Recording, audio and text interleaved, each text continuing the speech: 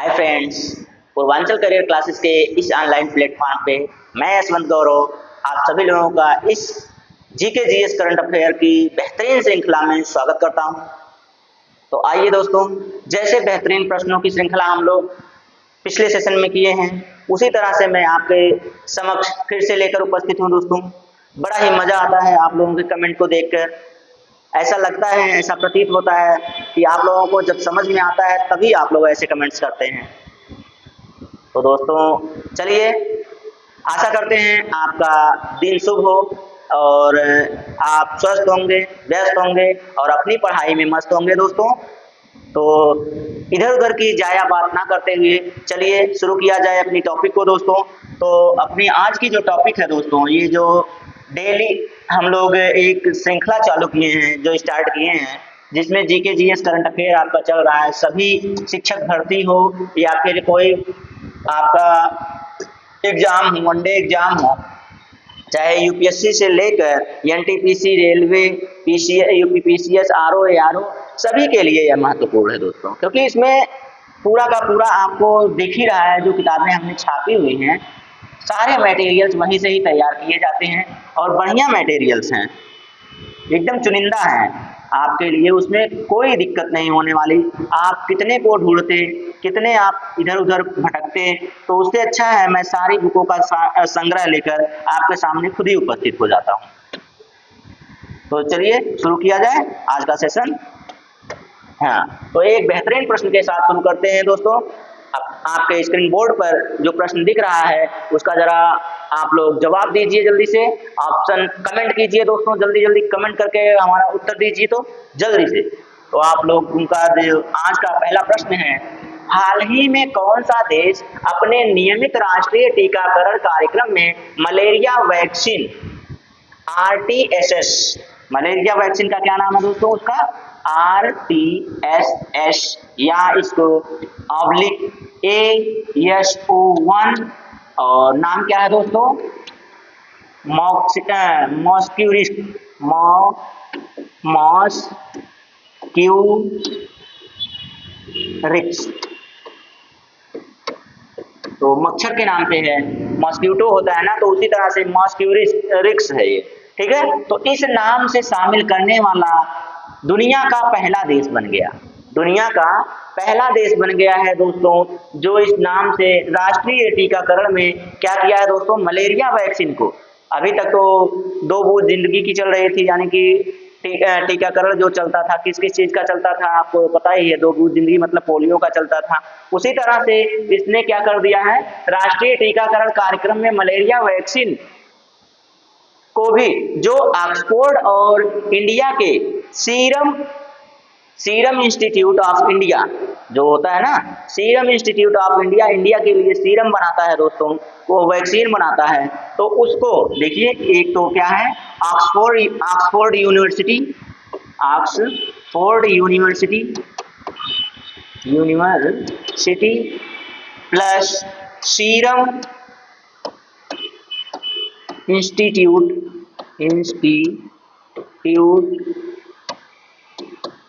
Of India, serum institute of India, ये दोनों संयुक्त रूप से इन्होंने क्या किया है दोस्तों?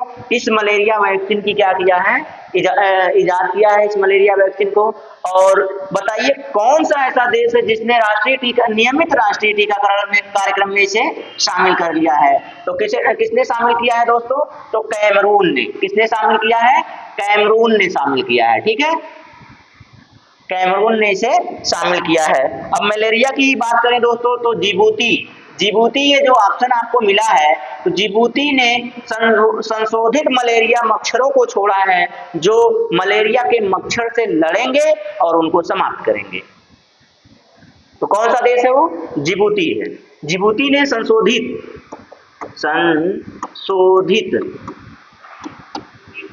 मलेरिया के मच्छरों, संशोधित आनुवांशिक संशोधित मलेरिया मच्छर छोड़े हैं दोस्तों, बनाकर छोड़े हैं उनको। तो उन्होंने बनाकर छोड़ा है, क्यों छोड़ा है? ताकि जो मलेरिया के मच्छर हैं उनसे टकरा कर यानी कि उनसे लड़कर उनको समाप्त कर दें। तो ये किसने छोड़ा है? तो ये आपके जिबूती ने छोड़ा है। और इसकी बात करें तो कैमरून ने क्या किया दोस्तों? नियमित राष्ट्रीय टीकाकरण कार्यक्रम में मलेरिया वैक्सीन RTS/ASO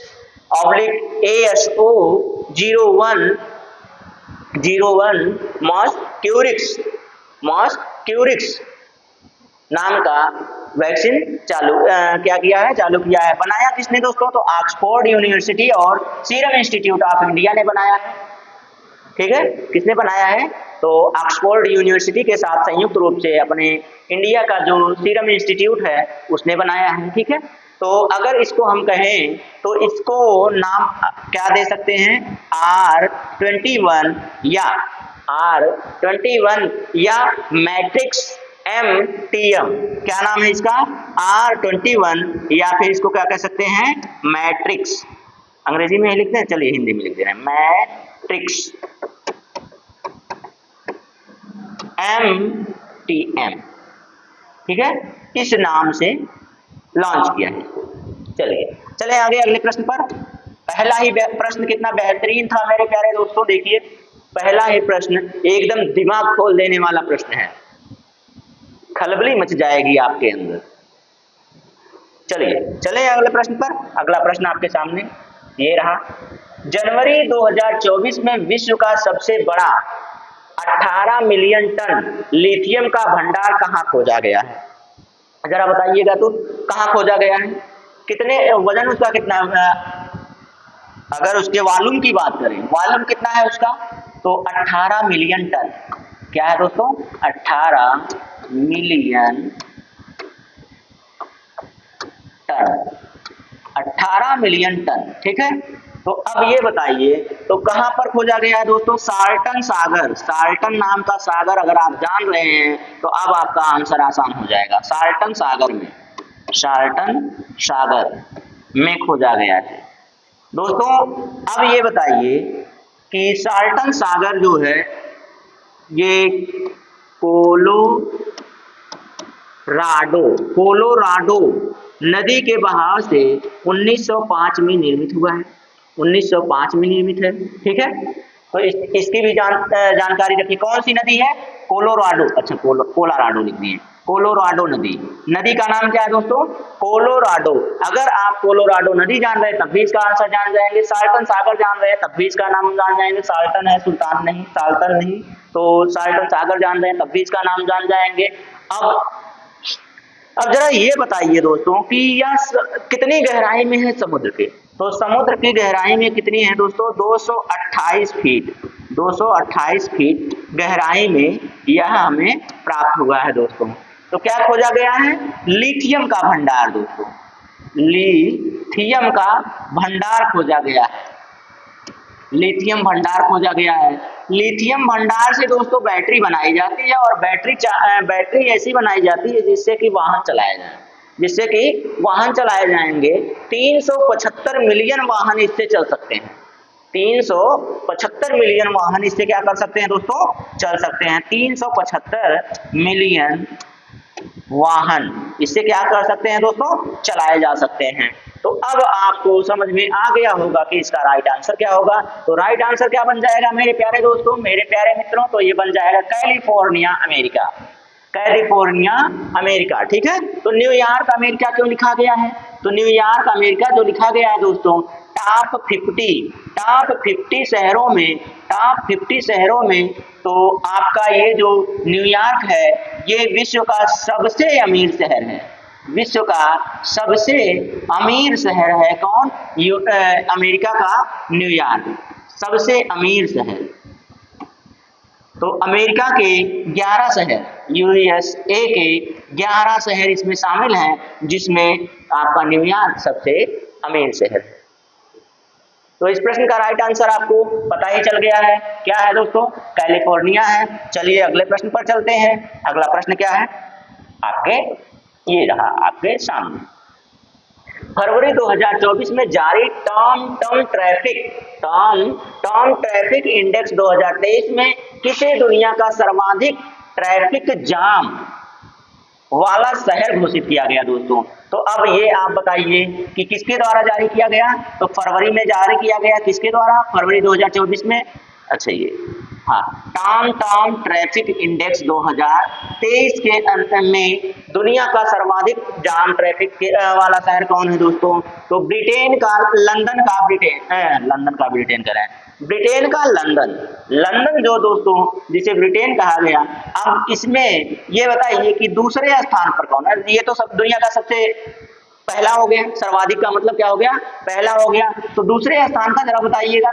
तो दूसरे स्थान का इसलिए पूछ रहे हैं क्योंकि यह जो है दोस्तों अपने भारत शहर से संबंधित है, भारत से संबंधित है, इसलिए दूसरा पूछ रहे हैं। तो ये आपका कौन हो जाएगा? बंगलुरु। बंगलुरु दोस्तों दूसरे स्थान पर है ट्रैफिक जाम में, सर्वाधिक ट्रैफिक जाम में बंगलुरु दूसरे स्थान पर है और लंदन वो पहले स्थान पर है। चलिए चलते हैं अगले प्रश्न पर। प्रश्न तीसरा हमारा समाप्त हो चुका है। प्रश्न चौथा ये रहा आपके स्क्रीन बोर्ड पर। जल्दी से इसका आंसर कीजिए, जल्दी से आंसर कीजिए मेरे प्यारे दोस्तों, जल्दी से। क्या प्रश्न है हम भी पढ़ देते हैं, देख लीजिए। फरवरी 2024 से यूरोप में पहली बार कहां से यूपीआई का औपचारिक रूप से, फॉर्मल रूप से, औपचारिक रूप से प्रयोग शुरू किया गया? किसके द्वारा शुरू किया गया दोस्तों? किसने शुरू करवाया? तो प्रधानमंत्री नरेंद्र मोदी जी ने, प्रधानमंत्री नरेंद्र मोदी जी ने।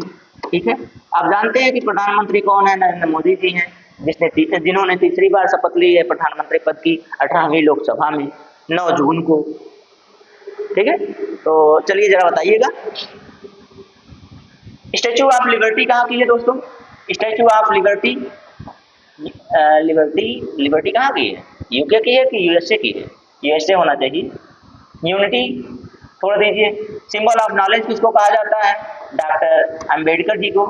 सिंबल ऑफ नॉलेज किसको कहा जाता है? Doctor Bhim Rao Ambedkar. Symbol of knowledge कहा जाता है इनको दोस्तों, अंबेडकर जी को कहा जाता है। ठीक है,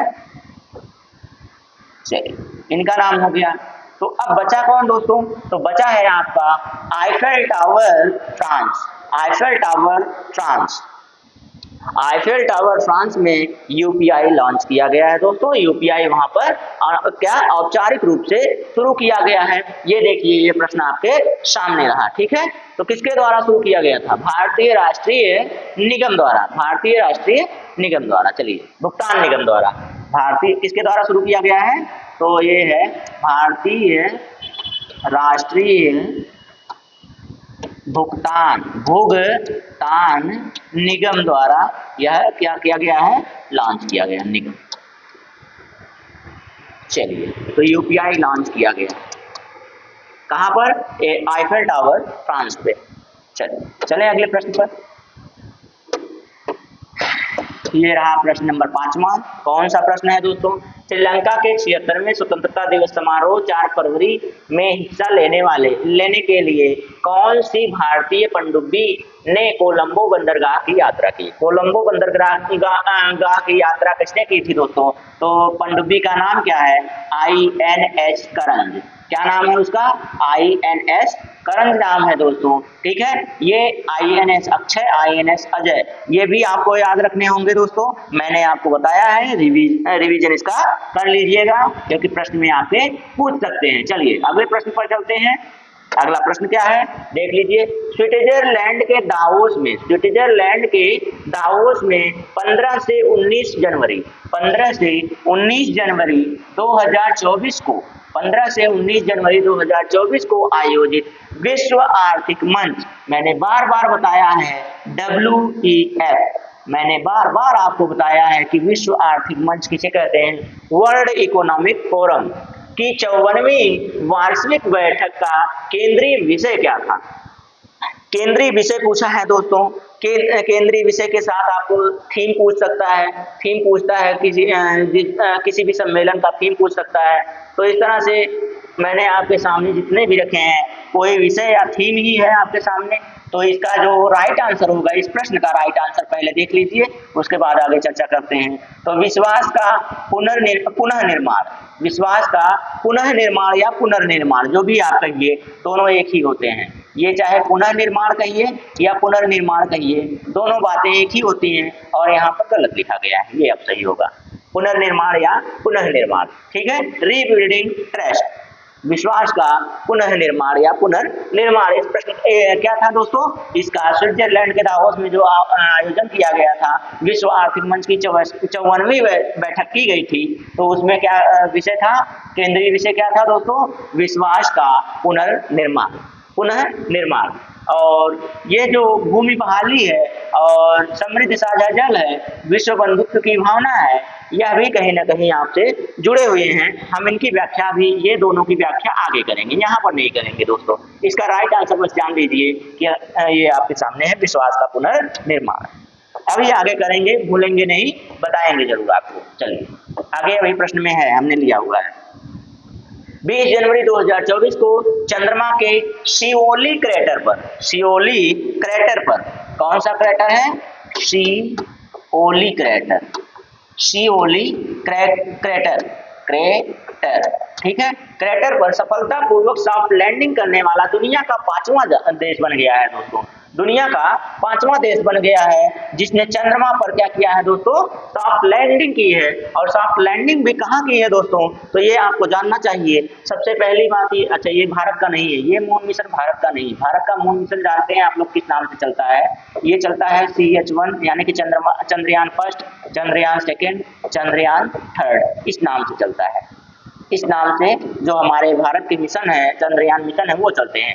ये जो मून है दोस्तों, मून मिशन स्नाइपर जो है वो इसका नहीं है, भारत का नहीं है। ये जिस देश ने किया है 5वीं बार उसका है। तो उसका नाम क्या है, मिशन का नाम देखिए आपके सामने था, मिशन का नाम क्या था, मून स्नाइपर, स्नाइपर मिशन इसका नाम था, मून स्नाइपर मिशन इसका नाम था दोस्तों। तो कौन सा देश 5वां बन गया है, 5वां कौन सा देश बन गया है दोस्तों, जरा जल्दी से बताइएगा। तो इसमें से देखिए भारत, भारत के बाद ये आपका अमेरिका, भारत, अमेरिका, चीन, चीन के साथ रूस, ये 4 देश पहले हैं और वो 5वां बन गया है। कौन 5वां बन गया है दोस्तों, तो जापान आपका 5वां देश बन गया है। जापान क्या बन गया है, 5वां देश बन गया है, जिसने स्लिम नाम से क्या किया था, ऑपरेट किया था।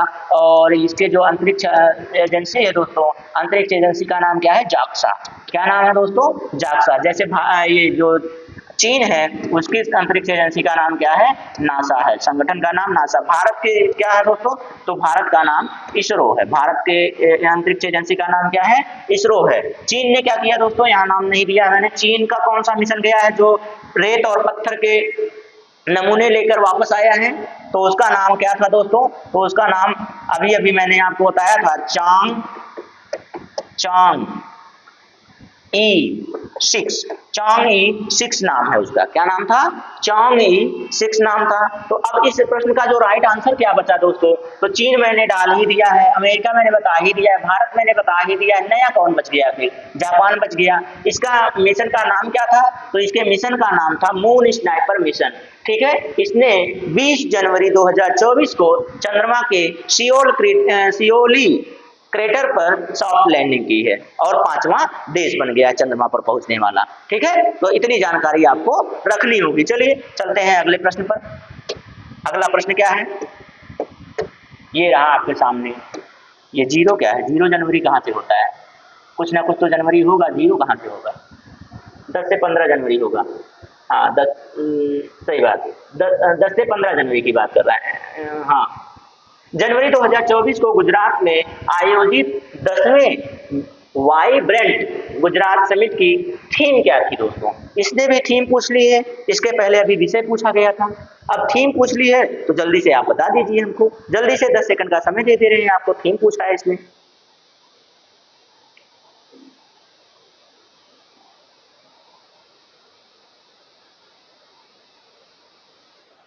चलिए जल्दी से बताइएगा।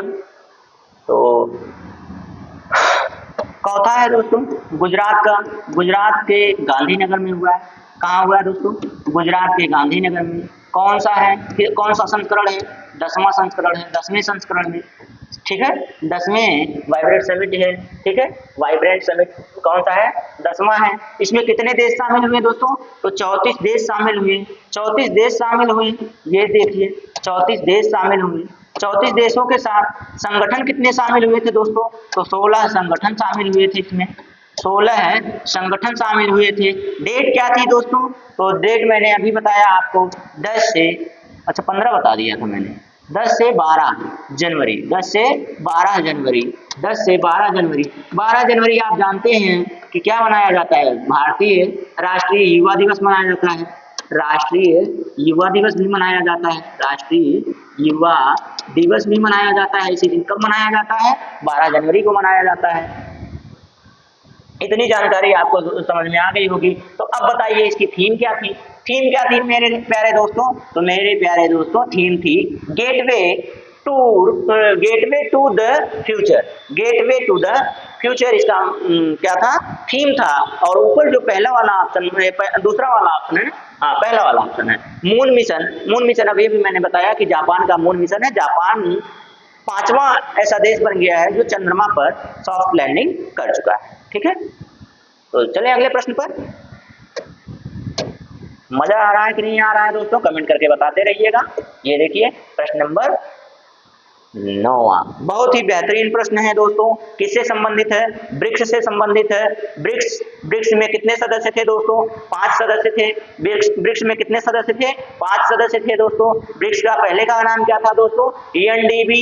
ईएनडीबी क्या होता है दोस्तों? New development bank. पहले इसका नाम ऐसे इसी के नाम से चलता था, लेकिन बाद में इसे क्या कर दिया गया? ब्रिक्स के नाम से रख दिया गया। अब ये बताइए जो ब्रिक्स है, ब्रिक्स की स्थापना कब हुई थी?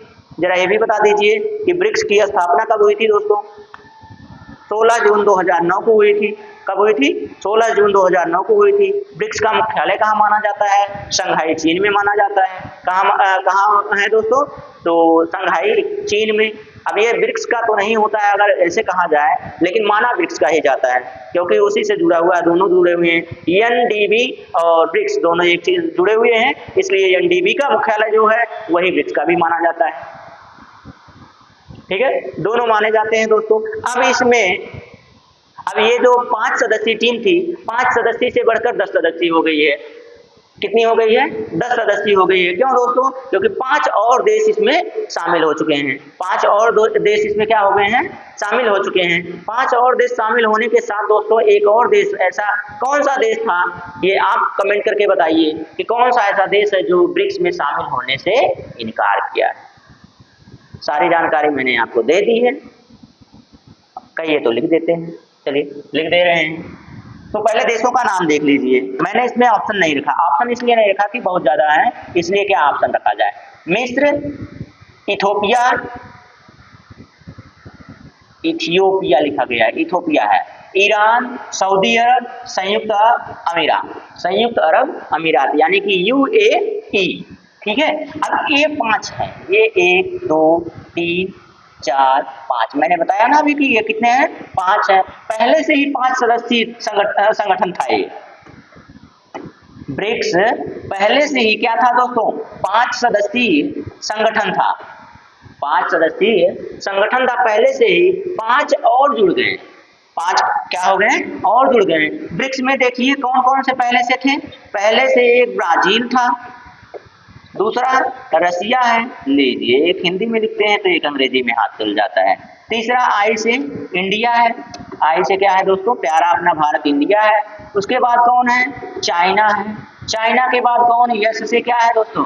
यस से साउथ अफ्रीका है। कौन है? तो साउथ अफ्रीका है। ये 5 सदस्य पहले से ही थे, 5 सदस्य पहले से ही थे, 5 और जुड़ गए हैं। तो ये ब्रिक्स का मुख्यालय भी मैंने आपको बताया, अभी बताया है। मुख्यालय, ब्रिक्स का मुख्यालय कहाँ है? तो मुख्यालय कहाँ है दोस्तों? शंघाई चीन में है, शंघाई चीन में है दोस्तों। इसी के साथ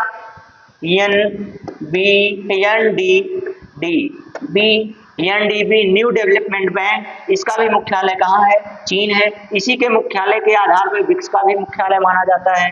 तो अब मैंने आपसे ये कहा, अच्छा इसकी स्थापना पूछा है, स्थापना भी मैंने पूछा है अभी आपसे। तो 16 जून 16 जून 2009 की बात करें, ठीक है, 16 जून 2009 की बात करते हैं। फिर उसके बाद अब मैंने पूछा कौन सा ऐसा देश है, ये आप कमेंट करके बताएंगे, कौन सा ऐसा देश है जिसने शामिल होने से इनकार किया, जिसने शामिल होने से, सदस्यता लेने से इनकार किया, ये आपको बताना है, इनकार किया। ये रहा आपका आज का कमेंट वर्क, ये रहा आज का आपका कमेंट वर्क। चलिए, बाकी जानकारी कैसी लगी, अच्छी लगी, मजा आया? चलिए फिर अगले प्रश्न पर चलते हैं। अगला प्रश्न आपके सामने है दोस्तों, 10वां प्रश्न। चलिए बताइए, जनवरी 2024 में युगांडा के कंपाला में आयोजित, युगांडा के कंपाला में आयोजित 19वीं गुटनिरपेक्ष आंदोलन नॉन अलाइंड मूवमेंट शिखर सम्मेलन 24 की थीम क्या है? शिखर सम्मेलन 2024 की थीम है क्या है दोस्तों? कहां पर हुआ है दोस्तों, पहले ये देख लीजिए कहां हुआ है। युगांडा के कंपाला में, युगांडा के कंपाला में, ठीक है, युगांडा के कंपाला, ठीक है, ये देखिए यहाँ पर हुआ है, ये तो ठीक है। चलिए, कौन सा आंदोलन है दोस्तों? 19वां। कौन सा है? 19वां गुटनिरपेक्ष आंदोलन है, शिखर सम्मेलन है। इसकी थीम क्या है पूछा है, इसकी थीम क्या है इसलिए पूछा हुआ है। तो क्या थीम है दोस्तों? साझा वैश्विक समृद्धि के लिए सहयोग करना, साझा वैश्विक समृद्धि के लिए सहयोग करना, ये इसकी क्या है दोस्तों? थीम है, ठीक है। 19वें गुटनिरपेक्ष आंदोलन जो युगांडा के कंपाला में आयोजित किया गया, इस शिखर सम्मेलन 2024 का थीम क्या था? तो थीम क्या है दोस्तों? तो आपके सामने रहा, साझा वैश्विक समृद्धि के लिए सहयोग को गहरा करना। मतलब गहरा करने का मतलब क्या है दोस्तों? कि और अच्छा संबंध बनाना, ठीक है। तो ये देखिए, उसके बाद ये देखिए, मैंने अभी अभी कहा था आपको कि मैं बता दूंगा अभी, पर्यावरण की थीम क्या है दोस्तों 2024 की? तो ये है भूमि बहाली मरुस्थलीकरण और सूखे से निपटना। ये है साझा समृद्धि के लिए जल किसका विषय था, किसका विषय या किसकी थीम थी? तो ये विश्व जल मंच की ये थीम है, ठीक है। तो बाकी हमारी जनगणना हमारा भविष्य, आवर फ्यूचर आवर सेंसस, ये किसका है दोस्तों? तो ये किसका है? जनगणना का है, ठीक है। तो ये रहा आपका प्यारा प्यारा प्रश्न, जिसका आंसर मैंने आपको बता दिया है दोस्तों। क्या है? साझा वैश्विक समृद्धि के लिए सहयोग करना। चलिए चलते हैं 10वें प्रश्न के बाद 11वें प्रश्न पर। हाल ही में डिजिटल सेजन वीजा जारी करने वाला पहला यूरोपीय देश बना है। कौन सा? डिजिटल सेजन वीजा जारी करने वाला पहला देश बना है दोस्तों। कौन बना है? फ्रांस। कौन बना है? फ्रांस बना है। चलिए आगे चलते हैं, बाकी खास इसमें कुछ है नहीं आपको बताने के लिए, इतना जानते रहिए। फिर अगला प्रश्न, किस चीनी स्टार्टअप ने जनवरी 2024 में दुनिया की पहली परमाणु बैटरी का अनावरण किया है? पहली परमाणु बैटरी का अनावरण किया है। इसका राइट आंसर बता दीजिए जल्दी से। तो राइट आंसर क्या हो जाएगा मेरे प्यारे मित्रों? तो बाकी आपके सामने जो है वो क्या है? Beta volt. क्या नाम है इसका? बीटा वोल्ट है दोस्तों। और ये चांद E6 क्या है दोस्तों? ये चाइना का यानी कि चीन का चांद मिशन है। चीन का चांद मिशन यानी कि चंद्रमा मिशन, चीन का चांद मिशन है। अगली बार ये भारत का ही मिशन है। और ये स्टारगेट क्या है दोस्तों? AI सुपर कंप्यूटर है। AI सुपर कंप्यूटर है ये, ठीक है, जो 100 बिलियन डॉलर की लागत से USA बना रहा है। तो इस प्रश्न का राइट आंसर क्या बन गया आपके सामने? Right answer beta volt. चलिए अगले प्रश्न पर चलें। अगला प्रश्न क्या होगा फिर? आपके सामने रहा, ये देखिए, चिंता मत कीजिए, आपके सामने आ गया। तो बताइए, जनवरी 2024 में किस मुस्लिम देश द्वारा मेहदा, कैहांटू और हत्व-1 नामक 3 उपग्रहों का सफल प्रक्षेपण किया गया है? क्या किया गया दोस्तों? प्रक्षेपण किया गया है। क्या नाम है? मेहदा, कैहांटू, हत्व-1। इन तीनों का क्या किया गया है? इन तीनों का सफल प्रक्षेपण किया गया है दोस्तों। तो किस देश ने किया है? किस मुस्लिम देश ने किया है? सबसे पहली बात तो यही है। तो वेनेजुएला मुस्लिम है नहीं, इजराइल और अफगानिस्तान हो नहीं सकते। बचा कौन? तो ये बचा आपका प्यारा प्यारा ईरान। कौन बचा दोस्तों? ईरान बचा। यही आपका राइट आंसर बन गया। फिर इतना तो जानते रहिए। इजराइल बेचारा युद्ध में परेशान है। अफगानिस्तान वहीं त्रासदी में फंसा हुआ है दोस्तों। यहाँ पर जो आपदा आई थी, जब यहाँ पे युद्ध छिड़ गया था, तो वहाँ ये भी परेशान है। तो बचा कौन? वेनेजुएला हो नहीं सकता, क्योंकि इसने अपने 6 के 6 ग्लेशियर समाप्त कर दिए, समाप्त हो गए, इसके खो दिया बेचारा। तो इसलिए ये क्या है? करंट अफेयर में बना हुआ है। बचा कौन? ईरान बचा। कितने मजे से प्रश्न आ रहे हैं, उत्तर आ रहे हैं दोस्तों। अगर आपके पास जानकारी है, अगर आप पिछली वीडियोज को पढ़े हैं, तो आप आसानी से प्रश्नों को कर ले जाएंगे इसमें से, और आसानी से आपको सारी चीजें याद होती जाएंगी। चलिए, प्रश्न नंबर 14 का प्यारा सा ऑप्शन आप बता दीजिए, इसका आंसर दे दीजिए, जल्दी से बताइएगा क्या होगा। जनवरी 2024 में पश्चिमी अफ्रीकी राज्यों के आर्थिक समुदाय से सैन्य शासन वाले किन 3 देशों ने अपने को अलग कर लिया है? अपने को अलग करने का मतलब उससे अपना संबंध समाप्त कर दिया। तो कौन से हैं दोस्तों? इसमें तीनों के तीनों आपको मिलेंगे, क्योंकि मैंने ऑप्शन ही ऐसा बनाया हुआ है, तीनों मिल जाएंगे। कौन है दोस्तों? तो ये देखिए, बुर्किना फासो पहला है। कौन है? बुर्किना फासो, माली, नाइजर। उपरोक्त में से उपरोक्त सभी। क्या ऑप्शन बन गया? उपरोक्त सभी। मैंने ऑप्शन ही ऐसा बनाया है ताकि तीनों नाम आपको ऑप्शन में ही याद हो जाए। ऑप्शन में ही तीनों ऑप्शन आपको याद हो जाएंगे दोस्तों। क्या नाम है? बुर्किना फासो, माली, नाइजर। तीनों नाम याद हो गए? क्या नाम है? बुर्किना फासो, माली और ये नाइजर। ठीक है। तो अब ये पौधे काटने वाले या फूल रोपने वाले माले मत समझिएगा, ये माली राज्य है, अफ्रीकी राज्य। ठीक है, चलिए चलते हैं अगले प्रश्न पर। इन्होंने आर्थिक समुदाय से सैन्य शासन वाले 3 देश हैं जो अलग कर लिए हैं अपने आप को। अगला प्रश्न आपके सामने, केंद्रीय मंत्री डॉक्टर जितेंद्र सिंह, केंद्रीय मंत्री हैं, भारत के हैं, जितेंद्र सिंह, हाल ही में किस कंपनी को मिनी रत्न स्थिति श्रेणी 1 से सम्मानित किया है दोस्तों? तो किसको सम्मानित किया है इन्होंने? तो इन्होंने जो सम्मानित किया है दोस्तों, उसे सम्मानित किया है सेंट्रल इलेक्ट्रॉनिक्स लिमिटेड को। किसे सम्मानित किया है? सेंट्रल इलेक्ट्रॉनिक्स लिमिटेड को सम्मानित किया है। चलिए अगले प्रश्न पर चला जाए। छोटा सा प्रश्न था, बढ़िया प्रश्न है। केंद्रीय मंत्री कौन है दोस्तों? डॉक्टर जितेंद्र सिंह है। चलिए, रिजर्व बैंक द्वारा जून 2024 में जारी आंकड़ों के अनुसार मार्च 2024 तक भारत का विदेशी ऋण कितना था? इसके पहले कितना था दोस्तों? इसके पहले कितना था जरा बताइएगा। तो इसके पहले 39.7 अरब डॉलर। कितना था? हाँ, बिलियन डॉलर या अरब डॉलर था। अरब डॉलर, बिलियन डॉलर भी लिख सकते हैं। चलिए, पहले कितना था ये मैंने आपको बता दिया, बाद में कितना बना वो बताइए आप।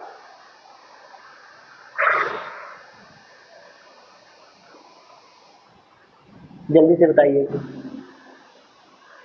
जल्दी बताइएगा भैया। अच्छा बताइए यार, इतना कम सा था ऋण, इतना ज्यादा बढ़ गया, आखिर हो क्या रहा है? युवाओं को रोजगार नहीं, लोगों में इधर उधर भटकाव है, कोई रोजगार किसी को मिल नहीं रहा है, कोई वो क्या बोलते हैं, सीट निकल नहीं रहे हैं, पद कोई निकल नहीं रहा है कहीं से। तो ऋण किसके लिए लिया जा रहा है ये नहीं समझ में आ रहा है। कहाँ पर खर्च किए जा रहे हैं ये ऋण, ये तो पूछना पड़ेगा ही ना। चलिए आइए देखते हैं कितना है? तो ये रहा आपका 663.8 बिलियन डॉलर। 663.8 billion dollar. मतलब दोस्तों युवाओं को रोजगार नहीं दिया जा रहा है, ऋण इतना लंबा लिया जा रहा है, क्या किया जा रहा है बताइए? क्यों इतना ऋण बना हुआ है भारत पर? रिजर्व बैंक के डाटा के अनुसार ये ऋण है, रिजर्व बैंक के डाटा के अनुसार ये ऋण है दोस्तों। अंत तक पहले कितना था? पहले था 39.7 अरब डॉलर था, लेकिन अब बढ़कर कितना हो गया बताइए? 663 मतलब 630 अरब डॉलर, मतलब बिलियन डॉलर बढ़ गया। बताइए कैसे बढ़ गया? ये तो हमें नहीं समझ में आ रहा है दोस्तों। बाकी इस प्रश्न का जो राइट आंसर है वो आपके सामने है, 663.8 बिलियन ऋण बन गया है दोस्तों, विदेशी ऋण है। चलिए चलते हैं अगले प्रश्न पर। तो अगला प्रश्न क्या है? मई 2024 में इंडिया इंटरनेशनल नेशनल को नेशनल लिख दिया गया है, नेशनल बुलियन एक्सचेंज में ट्रेडिंग कम क्लियरिंग यानी कि TCM सदस्य बनने वाला पहला बैंक बना है। पहला बैंक बना है दोस्तों। तो कौन बना है? भारतीय स्टेट बैंक, जिसको आप लोग SBI कहते हैं। SBI देश का पहला ऐसा बैंक बना है जो इंडिया इंटरनेशनल बुलियन एक्सचेंज में ट्रेडिंग कम क्लियरिंग का सदस्य बना है। ठीक है, चलिए आगे चलते हैं अगले प्रश्न पर। जून 2024 में विश्व बैंक द्वारा जारी रिपोर्ट में वर्ष 2025 में भारत की विकास दर कितने प्रतिशत रहने का अनुमान लगाया गया है दोस्तों? कितने प्रतिशत अनुमान लगाया गया है जरा बताइएगा। तो दोस्तों लगभग 7%। कितना लगाया गया है? लगभग 7%। लगभग 7% का मतलब क्या हो गया? 6.6%। कितना लगाया गया है? 6.6% यह अनुमानित किया गया है कि विकास दर कितनी रहने वाली है। तो विकास दर रहने वाली है 6.6%। लगभग अनुमानित करेंगे, लगभग में कहेंगे तो 7%। ठीक है, चलिए आगे चलें। अगला प्रश्न, वित्तीय वर्ष 2023-24 में भारत को सर्वाधिक FDI किस देश से प्राप्त हुआ है? सर्वाधिक FDI किस देश से प्राप्त हुआ है दोस्तों? तो सर्वाधिक FDI प्राप्त हुआ है अपने सिंगापुर से। कहां से प्राप्त हुआ है? तो सिंगापुर से प्राप्त हुआ है दोस्तों। बस 2 ही प्रश्न और रह गए हैं, जल्दी से इनको समाप्त कर लिया जाए। आज 21 ही प्रश्न थे, 21 प्रश्न थे तो एक और बचा है। ये बचा है आपका प्रश्न नंबर 20। वह नियो बैंकिंग स्टार्टअप जिसे हाल ही में RBI द्वारा मोबाइल वैलेट लाइसेंस प्रदान किया गया है दोस्तों। क्या प्रदान किया गया है? तो mobile wallet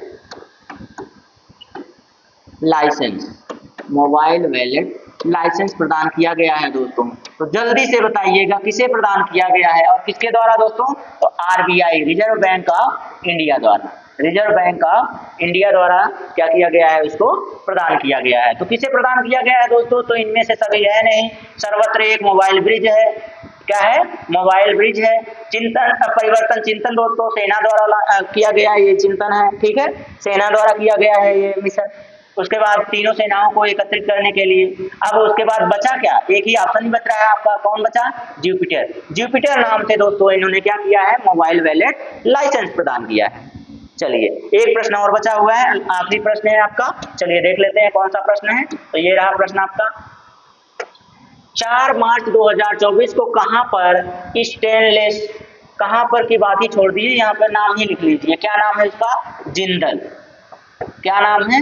Jindal stainless steel क्षेत्र में भारत के पहले हरित का मतलब ग्रीन हाइड्रोजन संयंत्र का उद्घाटन किया गया है दोस्तों। तो कहां पर किया गया है? इसमें ऑप्शन भी नहीं रखा गया है। देखिए 3 ऑप्शन और होने चाहिए थे, ऑप्शन ही समाप्त है। तो बचा क्या? बताने की क्या आवश्यकता है? ये हिसार हरियाणा में। ठीक है, तो कैसा रहा आज का सेशन दोस्तों? कमेंट जरूर कीजिएगा। ठीक है, तो आज के लिए बस इतना ही दोस्तों, धन्यवाद।